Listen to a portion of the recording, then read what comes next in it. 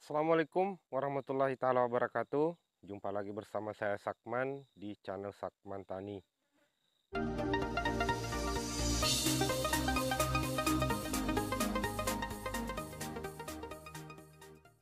Mudah-mudahan rekan-rekan para petani pinang dalam keadaan sehat walafiat. Amin amin ya rabbal alamin.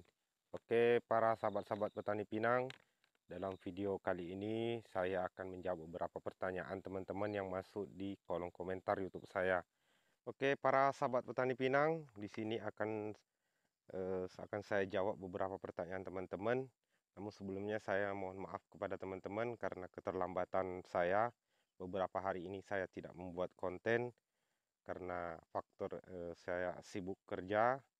Jadi sore ini saya ada waktu kelonggaran, maka kesempatan ini saya membuat konten menjawab beberapa pertanyaan teman-teman yang masuk di kolom komentar YouTube saya. Yang pertama, ada Bang Misdi setuju. Katanya beberapa pokok pinangnya itu kecil, umurnya sudah 3 bulan, padahal kawan-kawannya itu sudah besar. Dan yang kedua yaitu ada Bang Agesti Absa, katanya bagaimana sistem pemanenan pinang, apakah panen sendiri atau diupahkan atau langsung diekspor. Nah, maksudnya diekspor sendiri artinya Bang Agesti ini mau mengekspor sendiri langsung ke luar negeri. Dan yang ketiga ada Bang Erik Sihombing.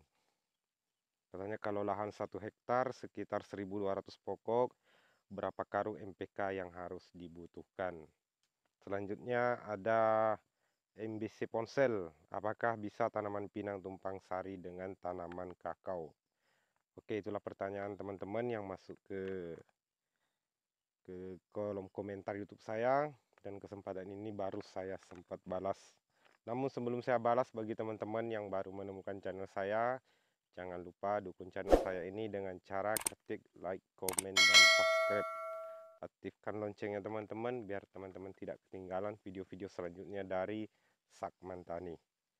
Oke, maka saya akan jawab pertama yaitu Bang Misdi setuju. Jadi tanaman pinang kita, Bang, itu tidak sama. Ini tanaman pinang saya juga sama. Ada yang cepat besar, ada yang kerdil, ada yang daunnya menguning, ada juga yang pertumbuhannya itu lambat. Jadi saran saya, jadi kalau tanaman kita ini seperti contohnya kerdil, itu kita pelajari dulu kenapa dia kerdil.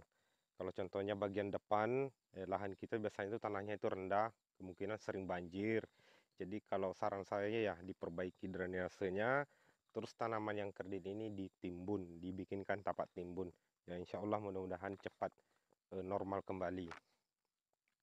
Dan tanaman kita yang lainnya seperti menguning, tentu kita pengontrolan kita yang rutin itu biasanya daunnya kuning, ya kita tambahkan yaitu pupuk urea biar daunnya hijau kembali, terus perkembangan jaringannya juga stabil. Oke Bang, mudah-mudahan itu adalah jawaban dari saya, mudah-mudahan bermanfaat untuk Bang Misdi setuju. Dan selanjutnya ada Bang Gesti Absah. Tanya pemanen pinang apakah dipanen sendiri atau diupahkan. Kalau untuk tanaman pinang Bang, kalau untuk lahan seperti lahan saya ini hanya 10 baris bukanya. Kalau rasa untuk pemanennya itu bisa dilakukan oleh kita sendiri, tergantung waktu kita bagaimana. Kalau waktu kita banyak free-nya atau memang kita khusus petani, maka kita panen sendiri. Namun kalau lahan kita umpamanya ada 10 hektar itu tidak bisa kita panen sendiri. Tentu kita upahkan atau memanggil teman-teman yang mau bekerja atau mau membantu kita memanen pinang. Contohnya saya, kalau untuk lahan saya ini mungkin saya panen sendiri karena ini tidak luas. Dan untuk pemanenan pinang sindi yang sistem upah Bang, bagaimanapun juga nanti kalau umpamanya lahan kita sangat luas, itu tetap kita mengupahkan. Apalagi banyak saya lihat teman-teman itu posisi domisili atau dengan kebunnya itu sangat jauh. Jadi bagaimanapun nanti tetap kita mengupah orang untuk tinggal di kebun kita atau untuk memanen tanaman pinang kita. Karena satu hal yang mungkin teman-teman tidak tahu, tanaman pinang ini itu sangat mudah sekali diambil orang atau dicuri orang. Jadi kalau lokasi kita jauh dari kebun kita ya, bisa-bisa tanaman kita pada waktu saat panen itu kalau tidak ada yang jaga, itu bisa diambil orang oleh orang-orang yang tidak bertanggung jawab. Contohnya aja tempat saya ini sering terjadi itu kehilangan buah sawit. Sementara buah sawit itu kalau kita ambil itu membutuhkan tenaga, sementara tanaman pinang itu kalau dipanen atau diambil sama orang itu sangat mudah sekali, bapak-bapak atau teman-teman. Jadi kalau saran saya kalau memang lahannya luas, terus jauh dari tempat kita tidak sanggup menjaga kebun kita, maka saran saya teman-teman itu mengambil orang atau mengupahkan orang untuk menjaga kebun pinang kita. Dan selanjutnya tanaman kita ini apakah diekspor? Kalau bapak-bapak atau teman-teman atau rekan-rekan lain yang mempunyai luas kebun yang cukup luas, terus produksi pinangnya juga banyak, itu kalau mau langsung diekspor sendiri itu sah-sah saja. Cuman saran saya teman-teman ya, atau rekan-rekan itu belajar sama kawan-kawan kita yang di Jambi, karena perusahaan-perusahaan atau pabrik-pabrik penampung pinang itu ada terbesar itu di Jambi, dan mereka itu langsung mengekspor buah pinang ke luar negeri. Jadi ya mungkin dokumen-dokumen apa yang harus dipersiapkan kalau memang kita ada niat untuk atau ada keinginan untuk mengekspor buah pinang kita. Mungkin itu saja Pak Agesti Absah. Dan selanjutnya ada Bang Erik Sihombing. Katanya kalau lahan 1 hektar itu berapa NPK yang harus dibutuhkan. Untuk pemupukan pinang itu sebenarnya itu bertahap, Bang. Mulai dari awal penanaman sampai contohnya punya saya sampai umur 3 tahun itu bertahap.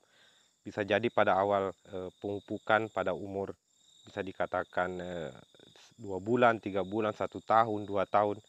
Itu kalau menurut saya itu membutuhkan NPK. Kalau tahap pertama ya kita buat saja mungkin 1 karung. Terus pada tahap selanjutnya karena tanaman pinang ini sama dengan tanaman-tanaman lain, begitu dia tumbuh maka kebutuhan makannya juga meningkat.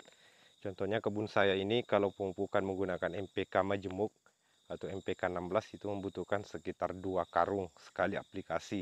Jadi kalau kita aplikasikan dalam setahun itu 2 kali mengikuti curah hujan, maka total pemupukannya yaitu sebanyak 4 atau 5 karung. Selanjutnya ada MBC Ponsel, tumpang sari tanaman pinang dengan tanaman kakao.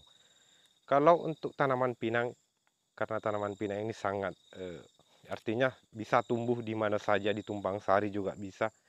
Cuman berbeda Pak dengan tanaman-tanaman memang khusus, contohnya punya saya ini dulunya adalah tanaman tumpang sari dengan kelapa. Namun untuk sekitar umur 2 tahun ini kelapanya saya bunuh dan saya naikkan lagi tanaman utama yaitu tanaman pinang.